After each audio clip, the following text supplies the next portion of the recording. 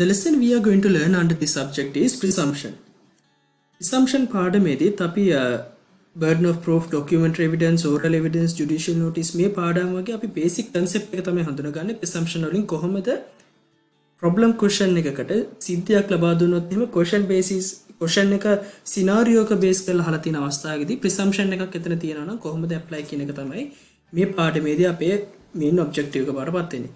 එතකොට මේ presumption යටතේ අපි presumption වර්ග කිහිපයක් ඉගෙන ගන්නවා. පළවෙනි presumption එක තමයි section 112 යටතේ කතා කරන presumption of legitimacy. Now presumption of legitimacy means any person born during continuance of a valid marriage between a mother and any man. Right? පුද්ගලයෝ දෙදෙනෙක් විවාහයට පත් වුණොත් එහෙම ඔවුන් විවාහ ජීවිතයේ තුලදී continuance of a valid marriage එකක් තියෙන අවස්ථාවේදී උන්ට යම් දරුවෙක් උපත ලැබුවොත් ඒ දරුවා මේ දෙදෙනාට දාව ඉපදුණු legitimate දරුවෙක් විදිහට සලකනවා. එතකොට එහි mother and father විදිහට තමයි අපි සලකනවා. උන් දෙදෙනා තමයි ඒ දරුවාගේ මව සහ පියා විදිහට සලකන්නේ. While the valid marriage has been existed. Right? And also it says, any person born within 280 days after its dissolution. දැන් මේ දෙන්න divorce වුණොත් එහෙම ඒ divorce වෙලා දවස් 280ක් ඇතුළතදී දරුවෙක් ඉපදුනොත් එතනදී තර කලින් විදිහටම මේ ඔවුන් දෙදෙනාට ඉපදුණු දරුවෙක් විදිහට සලකනවා. ඒ විවාහයට පත්වෙච්ච husband මේ දරුවාගේ පියා විදිහට father විදිහට සලකනවා. Now it says any person born during if one of these condition met and if the child born within the 280 days after dissolution, there is a condition, mother must remain unmarried. If the condition has been satisfied, section 112 says, it shall be a conclusive proof. As to the legitimacy of that child, it says the such person is the legitimate child of that man. A husband ge විවාහ ජීවිතය තුළ තියෙන husband සලකනවා ඒ දරුවාගේ legitimate පියා විදියට. හැබැයි මේකට exception එකක් තියෙනවා. Now exception says the man had no access to the mother at any time such person could have begotten or he was important. අපි මේ කතා කරමු. දැන් මෙතනදී අපි 112 දී කතා කරපු මේ presumption of legitimacy කියන එක rebut කරන්න බැරි මේ presumption of legitimacy එක rebut කරන්න පුළුවන් විදි දෙකක් තියෙනවා. එක exceptional අවස්ථාවක් තමයි යාට පුළුවන් man had no access to the mother at any time when could have been begotten. ඒ දරුවව ඉපදෙන්න පිළිසිඳ ගන්න අවස්ථාවේදී ඒ අවශ්‍ය කාලයේදී ඒ පියාට access නැත්තම් මව පෙරෙහි අන්න එතකොට මේ presumption එක rebut කරන්න පුළුවන්. ඒතර මේක ඔප්පු කරන්න ඕන විදි තියෙනවා අපි ඒක කතා කරමු. ඒ වගේම තමයි if the man was impotent during the marriage then also we can rebut that presumption. Those are the two instances or two exceptions where you can use to rebut the presumption of legitimacy. Now, the term access is very important. ප්‍රවේශය කියන එක තාමත් වැදගත්. මේ access කියන එක කොහොමද determine කරගන්නේ? Now, it has been determined by several case laws in different way. Now, in Pereira versus Podicino, it says access means the possibility of access. යම් possibility එකක් තියෙනවා නම් ඔවුන් දෙදෙනාට එකට ජීවත් වීමේ හැකියාවක් තිබුණා නම් අන්න එතකොට සලකනවා එතන access එකක් තිබුණායි කියලා. possibility එකක් නැත්තම් අපි එතනදී සලකනවා ඔවුන් දෙදෙනා අතර impossibility එක මත සලකලා ඔවුන් දෙදෙනා අතර access එකක් තිබුණේ නැහැ කියන කාරණාව. Sopinana versus Marcian case එකේදී කියනවා physical impossibility. දැන් හිතන්නකෝ ඔවුන් දෙදෙනා ජීවත් වෙන්නේ රටවල් දෙකක. අන්න එතකොට අපිට සලකන්න පුළුවන් මෙතනදී access එකක් ඔවුන්ට තිබුණේ නැහැ කියලා ප්‍රවේශයකට ඉඩක් තිබුණේ නැහැ කියලා. එතකොට රටවල් දෙකක් අතර තියෙනවා physical impossibility එකක් තියෙනවා. ඒ වගේ කාරණාවකදී අපිට ඔප්පු කරන්න පුළුවන් ඒ මත බේස් වෙලා මෙතන access කියන එක.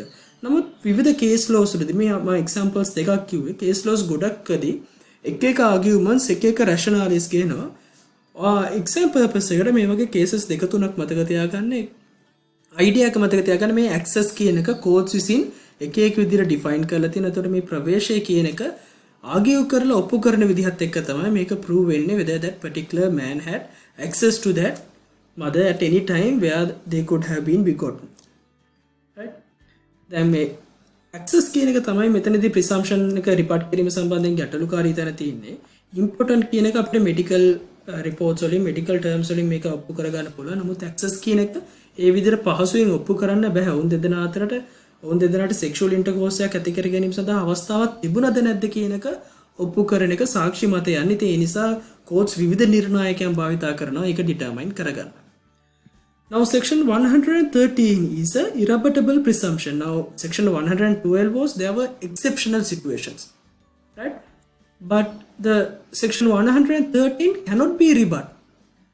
එක වෙනස් කරන්න බෑ මේ presumption එක මොන හේතුවක් නිසාවත්. මොකද 113 කියන presumption එක it says boy under age of 12 incapable of committing rape. Right? Now යම් කිසි නඩු කටයුත්තක් කරනවා ඒ දරුවට වයස අවුරුදු 11යි. එයා වයස අවුරුදු 11ක දරුවෙක් තමයි ඇකියුස් කෙනෙක් වෙන්නේ යම් කාන්තාවක්ව රේප් කිරීම සම්බන්ධයෙන් චෝදනා ලබලා. එවැනි අවස්ථාවකදී ඒක irrebuttable presumption එකක් ආයි වෙනත් සාක්ෂි මත පදනම් වෙන්නේ නැහැ. මේ දරුවගේ වයස අවුරුදු 12ට අඩුයි නම් මේ සිද්ධියේදී වයස අවුරුදු 11 ඒ කියන්නේ 12ට අඩුයි. එහෙනම් presumption එකක් තියෙනවා ලෝයක යටතේ he is incapable of committing rape. එයාට rape කිරීම සම්බන්ධයෙන් එවැනි කටයුත්තක් කිරීමට හැකියාවක් නැහැ. he is incapable. ඒතොර එතනින් එහාට නඩු කටයුත්තක් නැහැ. ඔප්පු කරන්න තවත් කරුණක් නැහැ. ඒක රිපෝට් කරන්න බෑ කියලා section 113 සඳහන් කරනවා. 114 කියනවා තවත් presumption ලයිස්තුවක්. මෙතනදී කියනවා court may presume. court may කිව්වම court එකට discretion එක තියෙනවා. එතකොට court එක satisfy වෙනවා නම් විතරයි මෙවැනි fact සම්බන්ධයෙන් presumption එකක් use කරන්නේ. court may presume existence of a fact if it thinks likely to happen common course of natural events or in human conduct. යම් කිසි කරුණක් common course of natural events ද උදාහරණයක් විදිහට man is in possession of stolen goods soon after the theft. Presume either he is thief or received goods knowing to be stolen. හොරකමක් වෙච්ච අවස්ථාවේ ඊට පොඩි වෙලාවකට පස්සේ soon after the theft යම් කිසි පුද්ගලයෙක් ළඟ ඒ හොරකම් කරපු භාණ්ඩ ඔහු ළඟ තියෙනවා. එතකොට හොරකම් කරපු භාණ්ඩ කෙනෙක් ළඟ හොරකම වෙලා ටික වෙලාවකදී ඔහු ළඟ තියෙනවා නම් එතන presumption එකක් තියෙනවා that person is either the thief or received goods knowing to be stolen. එක්කෝ යා හොරා එහෙමත් නැත්නම් මෙයා මේක හොරකම් කරපු භාණ්ඩ බව දැනගෙනම තමයි මේක තියාගෙන ඉන්නේ. මේකට බේසිස් එක වෙන්නේ section 114 කියනවා. එතකොට presume existence of a fact. මෙයා හොරෙක්ද එහෙමත් නැත්නම් මේ හොරකම සිද්ධ වුණයි කියන එක පිළිබඳව දැනුවත්ද කියන කාරණාව ඔප්පු වෙනවා. if it thinks likely to happen common course of natural events. සාමාන්‍ය natural events යටතේ එහෙමත් නැත්නම් human conduct එක යටතේ අපිට පේන තියෙන කාරණාවක් තමයි හොරකම් කරපු බඩු ප්‍රමාණයක් කාගාවරි තියෙනවා නම් ඒ තියෙන පුද්ගලයා හොරෙක් වෙනවා. දැන් හොරකම් කරන් පස්සේ ඔහු ඒ බඩු අතේ තියාගෙන ඉන්නවනේ. soon after the theft. ඉතින් ඒක common course of natural events. සාමාන්‍ය සිද්ධ වෙන විදිහට ඒක අපිට පේන්න තියෙන දේ. අන්න එවැනි facts court එකට determine කරගන්න පුළුවන්.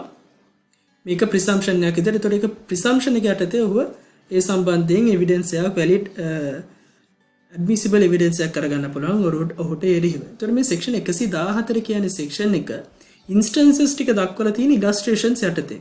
මේ illustrations යටතේ ලොකු list එකක් දක්වලා තියෙනවා. නමුත් මේ illustration යටතට සීමා වෙන්න ඕනේ නැහැ. court එකට presume කරන්න පුළුවන් ඕනෑම කරුණක් මෙන්න මේ interpretation එක යටතට වැටෙනවා. right? ඒක පැහැදිලි කරන්න දීලා තියෙන අවස්ථා ටිකක් විතරයි illustration යටතේ දක්වලා තියෙන්නේ. අපි තව example එකක් ගමු. මේක පැහැදිලි කරගන්න මෙතනදී කියනවා accomplice අපරාධ සහායකයෙක් is unworthy of credit. දැන් presumption එකක් තමයි අපරාධයට සහායක් දීපු කෙනෙක් එයා දෙන මොකක් හරි සාක්ෂියක් unworthy of credit. ඒකේ වටිනාකමක් නැහැ. ඔහු worthy credit worth කෙනෙක් නෙමෙයි කියලා අපි මේ කතා කරනවා දැන්. witnesses ලා යටතේ examination of witnesses ලා යටතේ credibility of witness යටතේ මේ කතා කරන. එතකොට ඔයාලට මේ කාරණාව තේරෙයි. සරලව කියනවා නම් අපරාධ සහායකයෙක් accomplice කෙනෙක් දෙනු ලබන සාක්ෂියක් වටිනාකමින් තොරයි කියන එක තමයි presumption එක. unless he corroborated in material particulars.